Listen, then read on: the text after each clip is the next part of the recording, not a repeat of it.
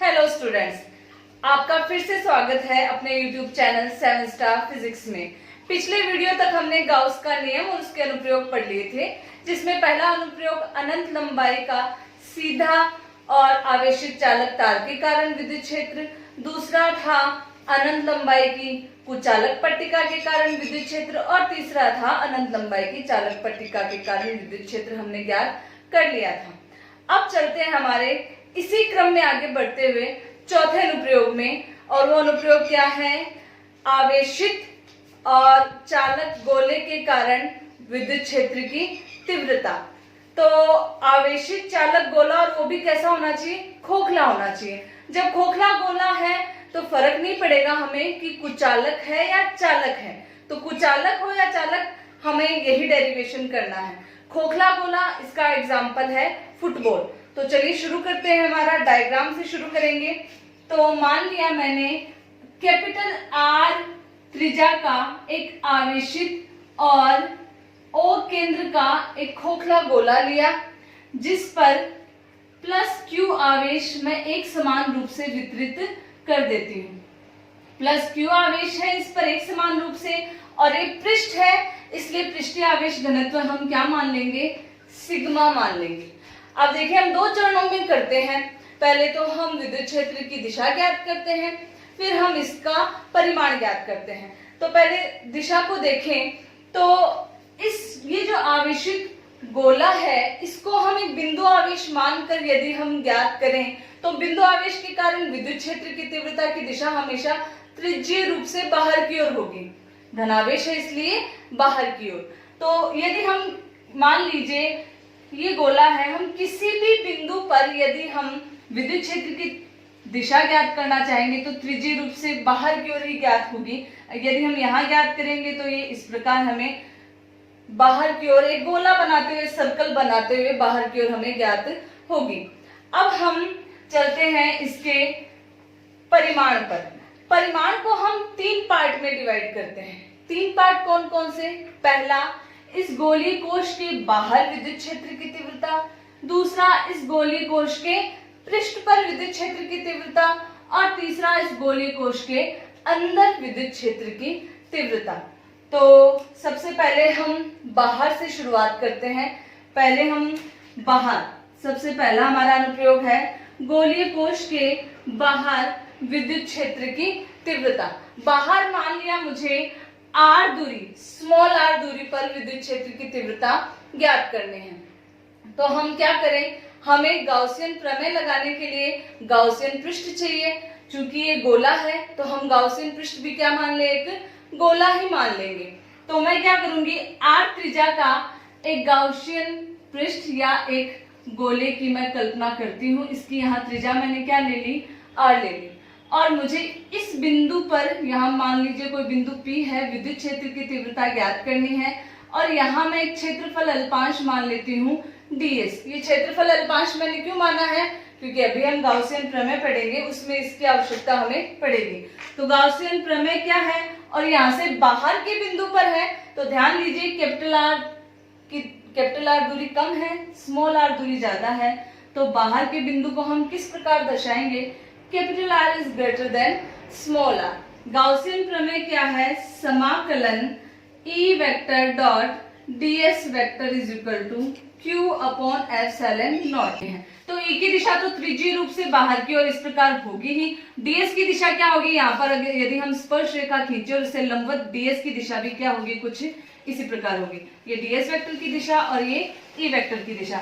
यहाँ से देखने से हमें पता चलेगा कि थीटा का मान क्या होगा? क्योंकि दोनों समान दिशा में है, इसलिए थीटा का मान क्या होगा?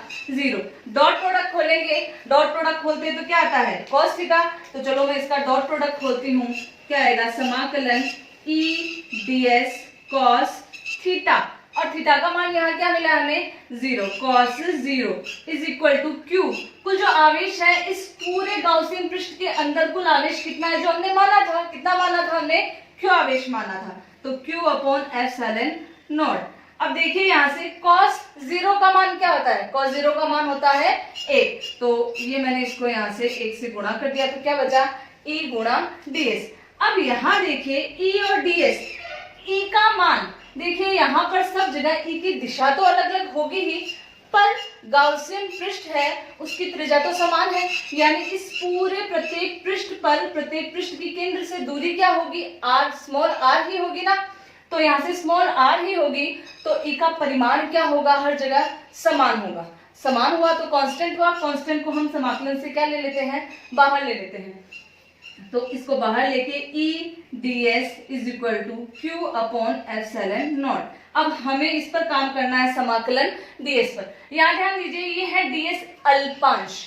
हमें समाकलन डीएस यानी पूरा जो गाउसियन पृष्ठ है उसके लिए डीएस का मान कैसे ज्ञात करेंगे हम, ये तो सिर्फ अल्पांश है। ये अल्पांश यदि इस पूरे गाउसियन पृष्ठ को कवर कर लेगा तो ये पूरा गाउसियन पृष्ठ ही बन जाएगा। और गाउसियन पृष्ठ एक गोला है, गोले का क्षेत्रफल क्या होगा, 4 पाई, और देखिए गाउसियन पृष्ठ की त्रिज्या क्या है, स्मॉल r।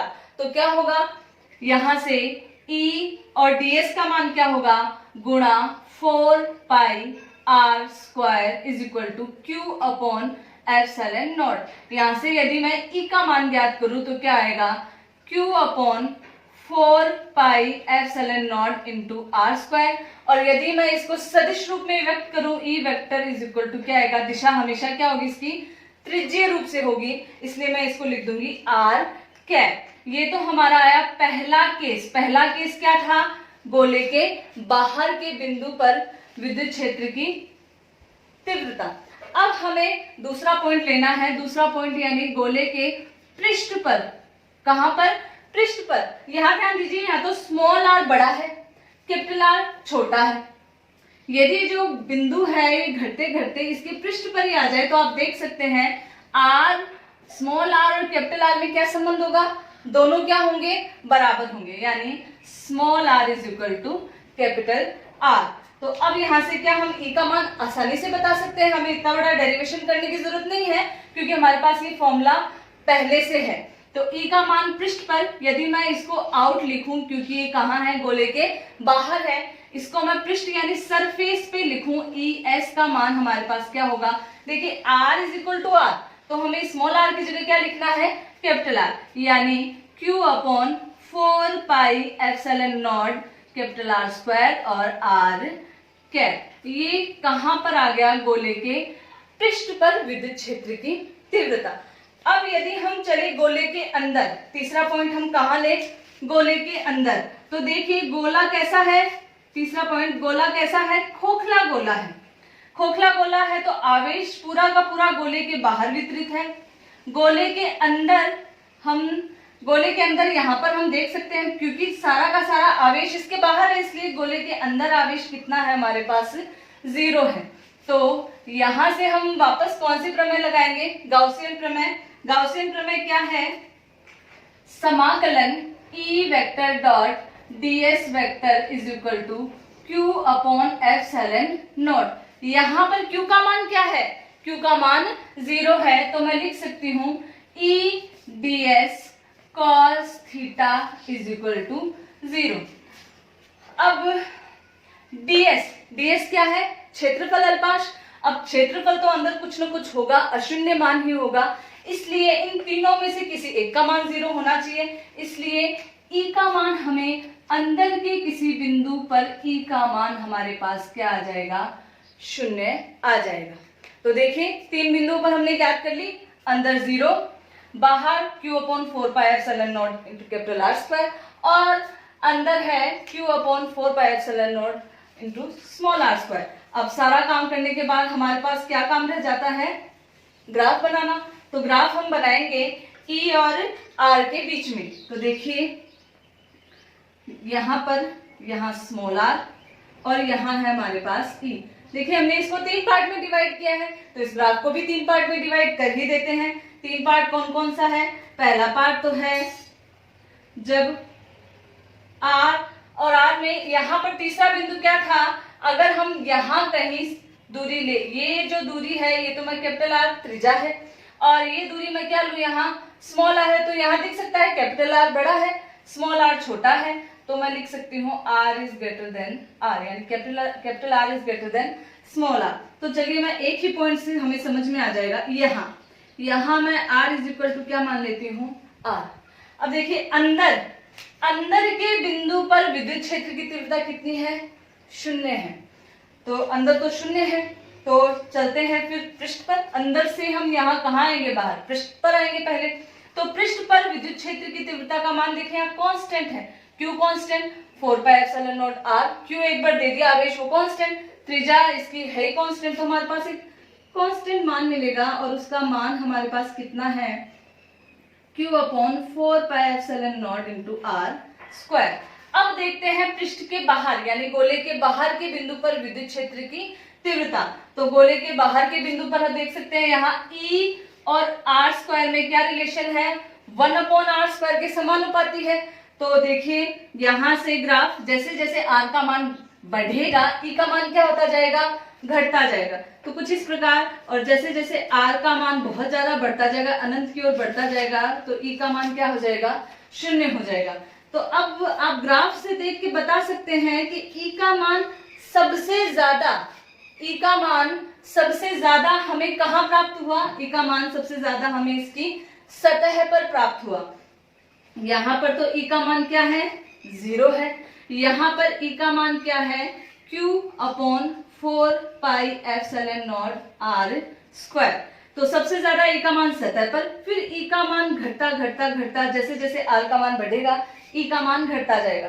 तो E का मान 0 कहाँ पर है? E का मान 0 एक तो है इसके अंदर, और एक और जगह E का मान 0 है। यदि R का मान क्या हो जाए? अनंत हो जाए, तो E का मान वहां हमें अनंत दूरी पर क्या मिलेगा? 0 मिलेगा।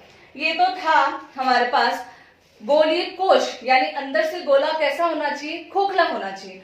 पर यदि अगर गोला ठोस हो तो भी हमारे पास दो कंडीशन है, पहला चालक हो, दूसरा कुचालक हो। तो अगर चालक हुआ, किसी भी चालक वस्तु को आवेशित करने पर संपूर्ण आवेश उसके कहाँ आ जाता है? उसके पृष्ठ पर आ जाता है। तो पूरा का पूरा यही सेम टू सेम हमें डेरिवेशन प्राप्त होगा। अब हम ठोस गोला और कुचालक के कारण विद्युत क्षेत्र की तीव्रता ज्ञात करेंगे। तो पहले लेते हैं हम समरूप आवेशित अचालक गोला। तो हमें एक गोला लेना है और समरूप आवेशित हो और धनावेश से इसको हमें आवेशित करना है। तो ये हमारा आवेशित गोला है, क्योंकि समरूप है इसलिए इसमें आवेश एक समान रूप से फैला है। इसका केंद्र मैं ले लेती हूँ O और इसकी त्रिज्या हम लेंगे R। और चूंकि गोला है इसलिए हम इसका आयतन आवेश घनत्व लेंगे, वो हम कितना लेते हैं? रो का मान वैसे हमें पता ही है। रो का मान क्या होता है? आवेश बट्टा आयतन। यानी आवेश, यदि मैं इसका पूरा आवेश क्या ले लूं? Q ले लूं, तो क्या आएगा? Q अपॉन, और गोले का आयतन क्या होता है? 4/3 पाई R क्यूब। ठीक है, अब इसको भी हमें कितने पार्ट में डिवाइड करना है? 3 पार्ट में डिवाइड करना है। दिशा उसी प्रकार है, त्रिज्यीय रूप से बाहर, और कोण हमेशा पिछली बार भी हर बार कितना आया था हमारे पास? 0। वो चीजें तो सेम है। हमें 3 पार्ट में डिवाइड करना है, गोले के बाहर, पृष्ठ पर और अंदर। बाहर और पृष्ठ पर तो सेम वैसा ही है जैसे हमने इससे पहले गोलीय कोश के कारण किया था। तो मैं सबसे पहले बाहर के बिंदु पर ले लेती हूँ। बाहर का बिंदु मैं R दूरी ले लेती हूँ, तो कैपिटल R और स्मॉल r में कौन बड़ा होगा? Small r। तो यहां से मैं स्मॉल r त्रिज्या का गाउसियन पृष्ठ हम क्या लेंगे? यहाँ पर एक गोला लेंगे। दूरी कितनी है? ये स्मॉल r। तो गाउसियन प्रमेय लगाते हैं, क्या है? समाकलन E vector dot ds vector is equal to Q upon epsilon naught. पिछली बार की तरह ही यहाँ पर यदि हम एक क्षेत्रफल अल्पांश लें, तो इस क्षेत्रफल अल्पांश की दिशा क्या होगी? क्षेत्रफल अल्पांश की दिशा होगी कुछ इस प्रकार, ds वेक्टर की दिशा, और E की दिशा भी हमें इसी दिशा में मिलेगी। थीटा का मान पिछली बार की तरह क्या आएगा? 0। तो मैं यहाँ पर लिख दूंगी E ds cos 0 का मान 1 इज इक्वल टू कुल आवेश कितना है? Q upon epsilon not. E का मान हमारे पास समरूप, क्योंकि हर R दूरी पर ज्ञात करना है, तो E का मान हम बाहर ले लेंगे। समाकलन ds is equal to Q upon epsilon naught. यहां से ds का मान वापस इस संपूर्ण पृष्ठ के लिए इसका क्षेत्रफल क्या होगा? 4 पाई और वापस त्रिज्या। तो त्रिज्या r है, गाउसियन पृष्ठ, बड़ी वाली गाउसियन पृष्ठ की त्रिज्या कितनी है, स्मॉल r का square is equal to q upon epsilon naught. तो यहां से e का मान क्या आएगा, q upon 4 pi epsilon naught r square, या मैं इसको लिख सकती हूँ e is equal to k q upon r square. यदि सदिश के रूप में लिखना है तो ये कुछ इस प्रकार करेंगे। अब दूसरा पॉइंट क्या लें, दूसरा पॉइंट लेंगे हम सतह पर। दूसरा पॉइंट कहाँ लेंगे, इसकी सतह पर। सतह पर यानी r और r में क्या हम लेंगे, r और r में क्या रिलेशन होगा, रिलेशन होगा r is equal to capital R is equal to small r। वही बात, हमें स्मॉल r की जगह क्या रखना है, कैपिटल R रखना है। तो k q upon capital R का स्क्वायर r कैप।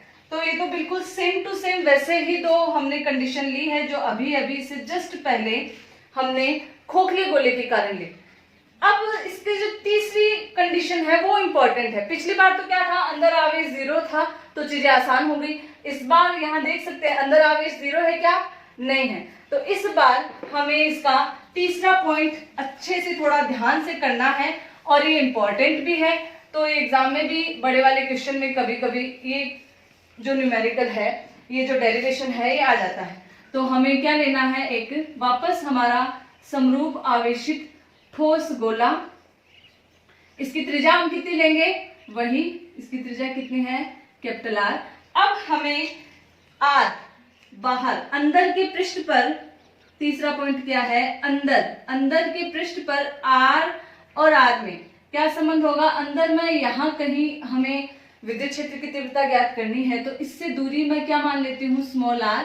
यहाँ से के लिए ज्ञात करनी है तो देखिए मैं एक वापस गोले का निर्माण करती हूँ, इसके अंदर आवेश है। तो देखिए स्मॉल r आपकी बार छोटा है, कैपिटल R बड़ा है। तो अब पिछली बार जो हमने गाउसियन प्रमेय पढ़ी थी, E vector dot ds vector is equal to q upon epsilon naught, इसमें कुछ चेंज होगा। अब हमें यहाँ देखना है इसमें चेंज क्या होगा। पहले जो आवेश था बाहर हम ले रहे थे तो पूरे गोले के जो अंदर आवेश था पूरा उसमें विद्यमान था। अब हम यहाँ से देख सकते हैं कि गोले के इस स्मॉल r त्रिज्या के गोले के अंदर जो आवेश विद्यमान है वो पहले से कुछ कम है, यानी समान तो है नहीं। तो हम इसको क्यों नहीं मान सकते, हमें इसको क्या मानना है, q डैश मानना है। लास्ट में हमें इस q डैश का मान भी ज्ञात करना है और बाकी सारी चीजें सेम है। यहाँ यदि हम विद्युत क्षेत्र की तीव्रता ज्ञात करेंगे तो ds की दिशा और E की दिशा दोनों ही क्या होगी, समान। थीटा का मान यहाँ क्या होगा, 0, cos 0 का मान क्या होगा, 1। तो देखिए E ds cos 0 is equal to q dash upon epsilon naught. तो cos 0 का मान क्या होता है, 1। और E हम क्या लेंगे, वापस गाउसियन पृष्ठ की त्रिज्या कितनी है, r, समान दूरी पर होगा तो E का मान हम इससे बाहर ले लेते हैं। तो E और अंदर क्या होगा, समाकलन ds is equal to q dash upon epsilon naught. तो यहाँ से E और समाकलन ds का मान वही बात। अब क्या, पूरे गोलीय पृष्ठ की त्रिज्या इसकी स्मॉल r है और इसका क्षेत्रफल क्या होगा, 4 pi r square is equal to q dash upon epsilon naught. ये हमारे पास, चलो इसको मैं कह दूं, ये हमारी है समीकरण 1। इसको मैंने डब्बे में बंद कर दिया। अब हमें किसका मान ज्ञात करना है, q डैश का मान ज्ञात करना है। तो q डैश का मान हम एक एक नियम से ज्ञात करेंगे।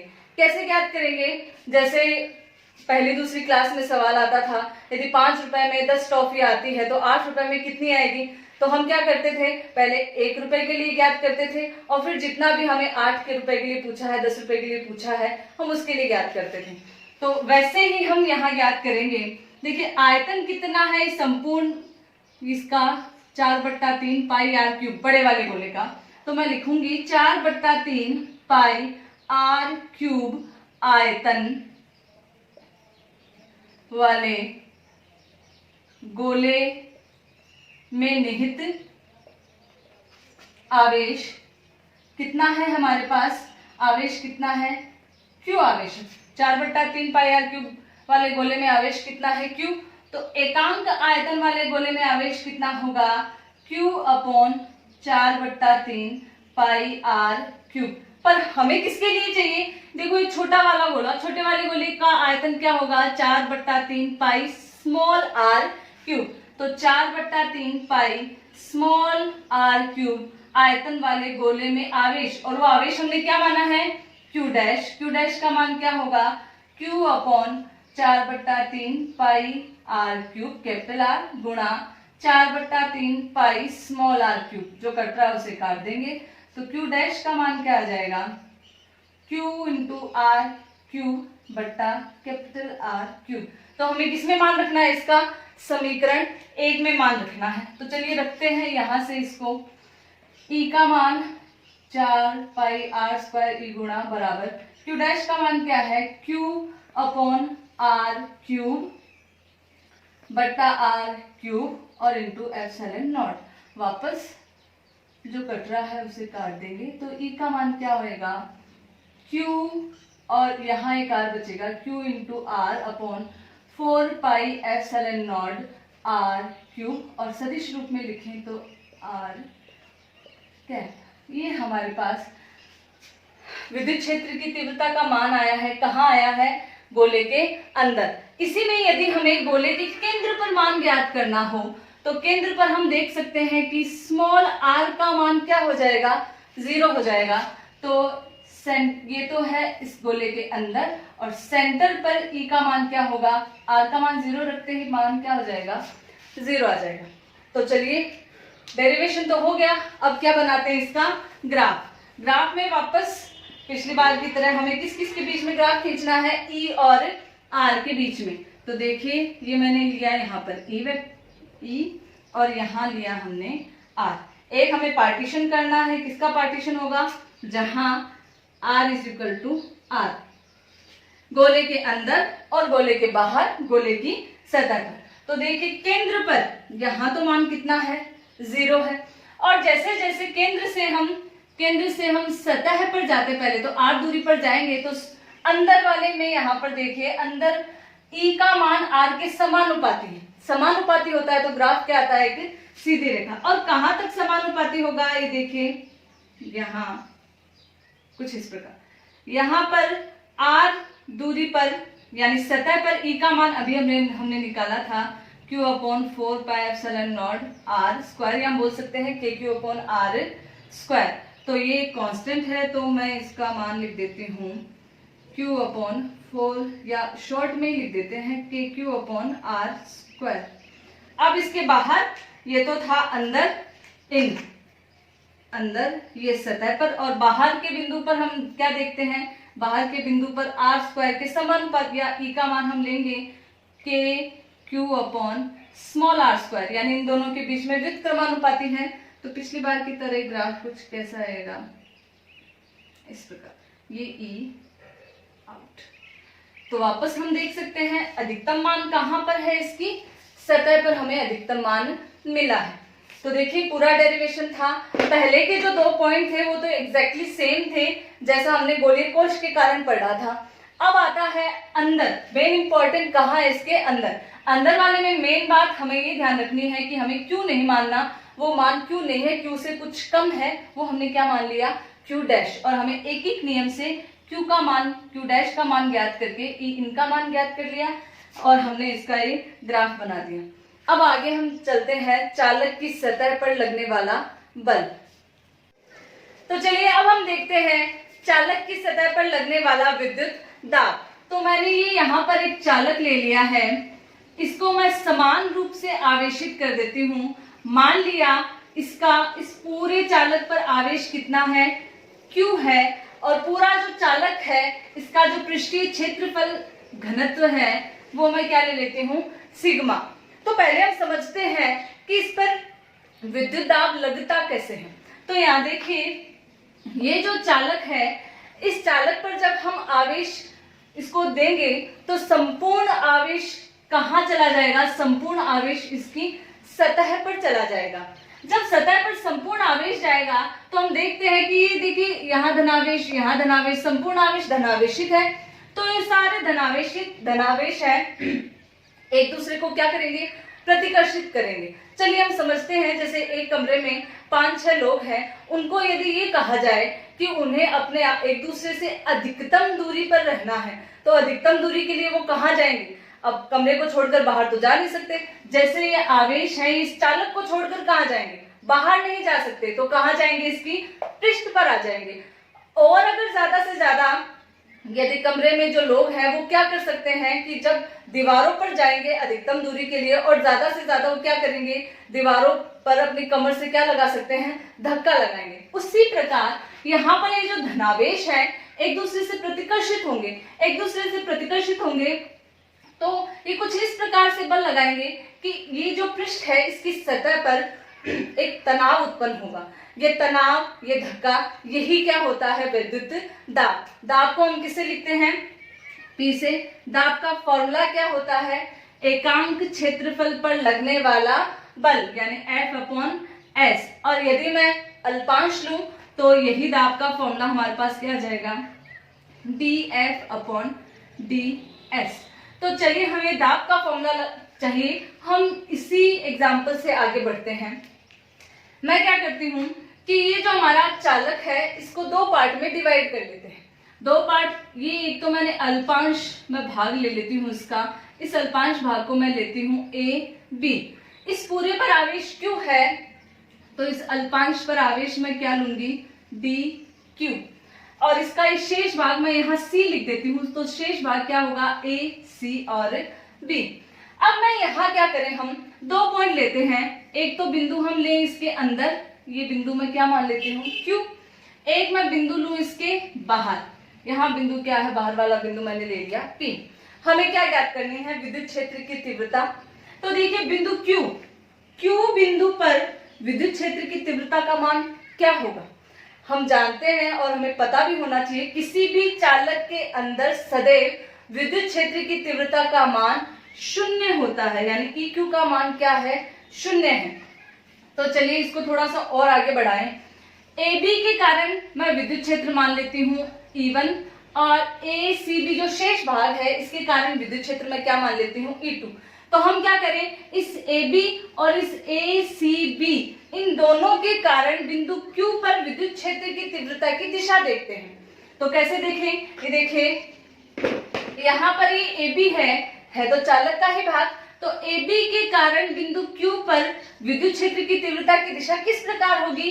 इससे बाहर की ओर, यानी ये क्या आएगा? E1। ठीक है, किसी भी चालक के कारण विद्युत क्षेत्र की तीव्रता की दिशा हमने चालक के कारण पढ़ा था, उससे लंबवत बाहर की ओर निर्गत होता है। अब ये शेष भाग है ACB। देखिए AB की तो इस तरफ अंदर की ओर स्थित है, तो ये अंदर की ओर स्थित वाले E1 का दिशा इस प्रकार आ जाएगी।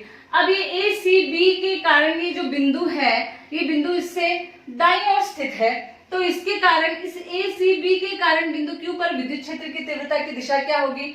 इससे बाहर निकलते हुए, यानी E2 की दिशा होगी कुछ इस प्रकार। E2 मैंने किसके कारण लिया है? ACB के कारण। E1 मैंने लिया है अल्पांश AB के कारण।